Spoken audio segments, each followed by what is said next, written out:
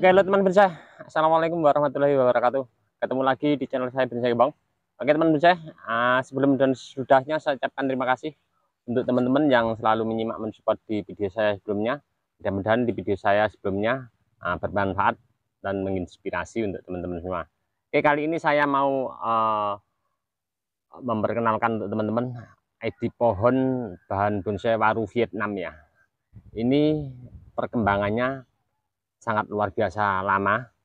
Untuk perkembangan jenis bahan ini hampir mirip-mirip sama waru Jepang ya untuk pertumbuhannya, tapi memiliki kelebihan. Untuk bahan yang satu ini saya mau tunjukkan untuk teman-teman. Nanti saya mau proses untuk lakukan program akar dari budidaya terun cangkok. Untuk jenis waru Vietnam ini tergolong sangat istimewa untuk kelebihan batang sama daun. Oke, kita langsung saja melihat bahannya seperti apa untuk teman-teman yang mungkin belum pernah melihat untuk jenis bahan bonsai waru satu ini. Mudah-mudahan untuk kita semua tahu ya untuk karakternya seperti apa. Oke, di hadapan saya sudah ada bahannya ya untuk jenis waru Vietnam. Kita lihat untuk tekstur daun bulat, terus mengkilat, terus urat daun terlihat agak kuning, hijau, sedikit putih juga untuk urat daunnya. Kelebihannya lagi, ruas pada batang itu rapat banget ya.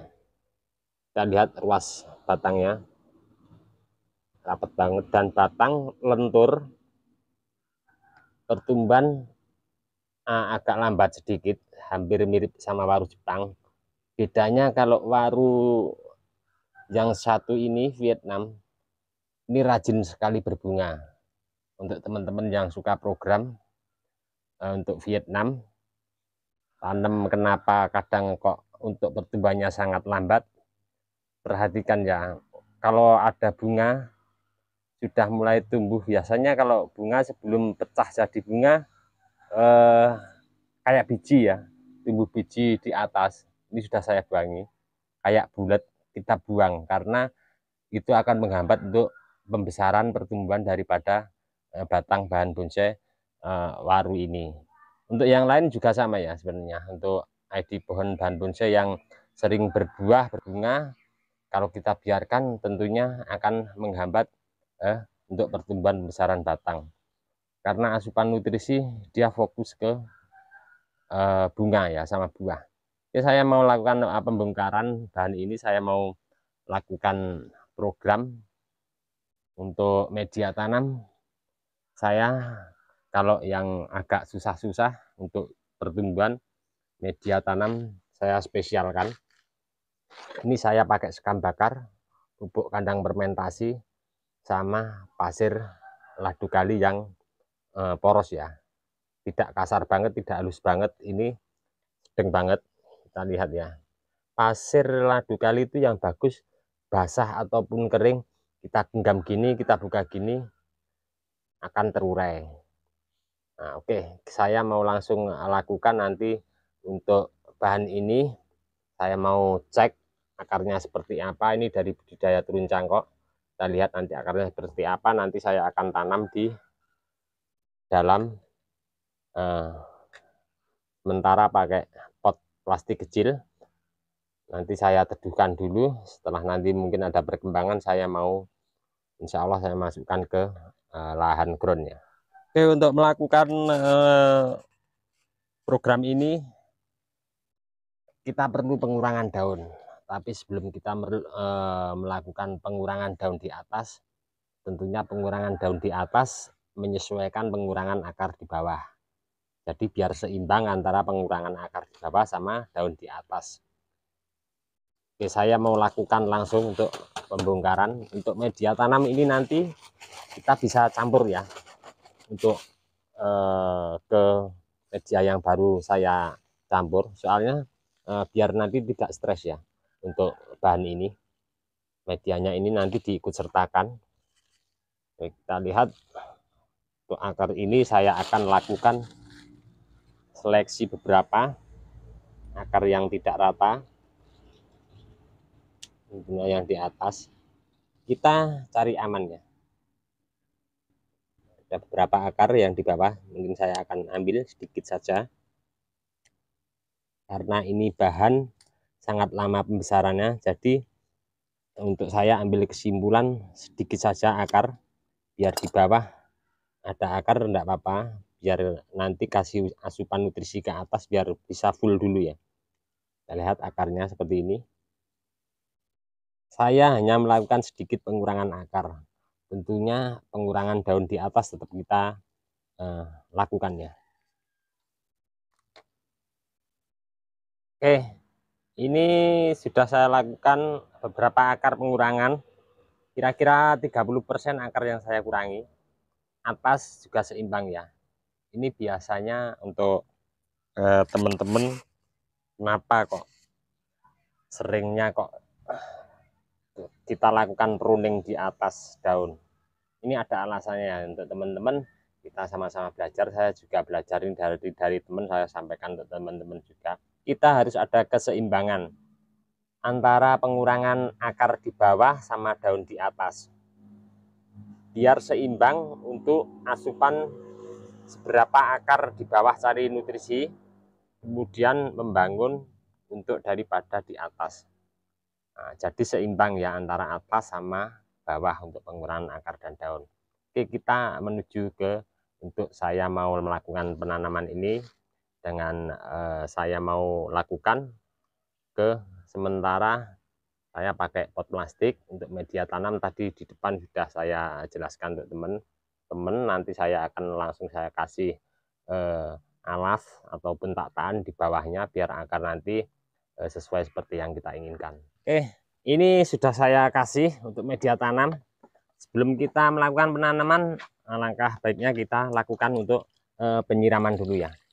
Untuk penyiraman usahakan yang full ya, nyampe basah semua, media ada yang di atas nyampe ya sama yang di bawah. Oke, untuk langkah berikutnya sudah saya persiapkan. Ini saya pakai tanah liat, saya kasih air biar lunak, saya masukkan ke sini ke plastik, sudah saya ikat untuk saya lakukan buat tataan ya. Saya sengaja buat agak biasa saya datar ya, saya agak cekungkan bentuknya. Kalau tanah liat tentunya enak ya, biar berbentuk melengkung dari akar nanti tidak ngeplet ya. Saya lakukan ini, nanti saya akan lakukan untuk pengeringan ya, pakai ring di samping biar nanti untuk cek akarnya mudah. Terus ini saya pakai media yang bekas tadi penanaman dalam polybag. Kira-kira seperti ini. Langsung saja saya mau melakukan penataan akar dan penanaman. Kita tetap persiapkan ya pemancang, usahakan pemancang kita bikin demikian rupa. Intinya pohon ini jangan sampai goyang terkena angin atau gangguan yang lain. Oke teman-teman, ini sudah saya lakukan ya pengikatan untuk mancang. Saya kasih 2 sengaja karena ini cabangnya banyak sekali di atas, nanti takut terkena angin ataupun gangguan-gangguan yang mungkin tidak kita inginkan, lebih aman. Akan saya lakukan untuk saya kasih ring ya ini ya, biar nanti kalau kita cek akar ataupun pas kita lakukan program akan lebih mudah. Jadi posisi tataan ini lebih tinggi daripada bibir pot plastik ini. Saya sederhana, saya pakai penjepitnya pakai kawat bonsai.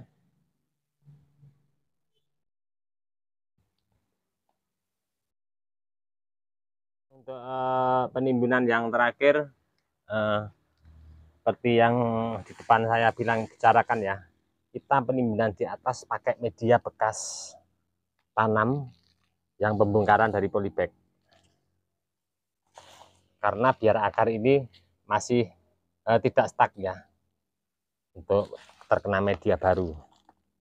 Yang di bawahnya ini tadi juga sama, saya kasih media yang bekas tanam bongkaran dari polybag.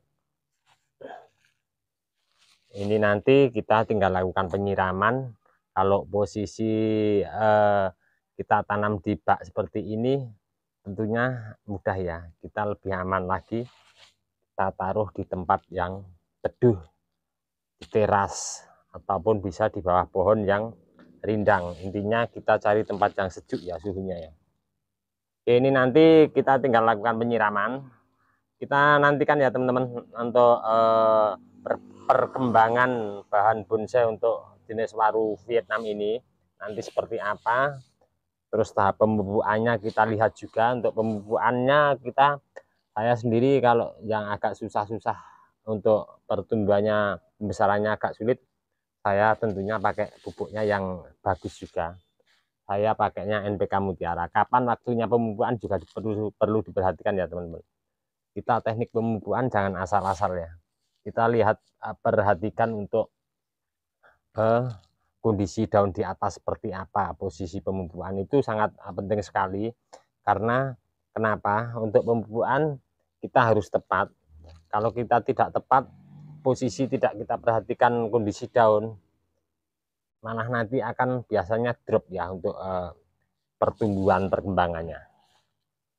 Nanti seperti apa? Nantikan terus untuk ini perkembangannya, tahap pemupukannya bagaimana, terus nanti pemindahan ke dinding ground seperti apa, konsep-konsepnya. Kita belajar bersama. Kita bicara tanaman bonsai, tentunya kita harus menguasai dulu ya untuk botani.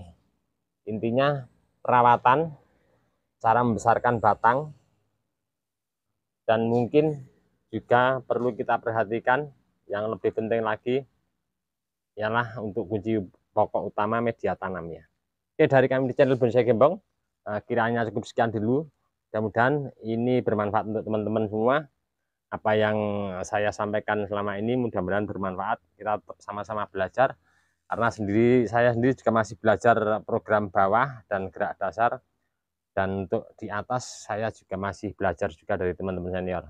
Cukup sekian dulu. Salam satu hobi, salam budidaya. Assalamualaikum warahmatullahi wabarakatuh.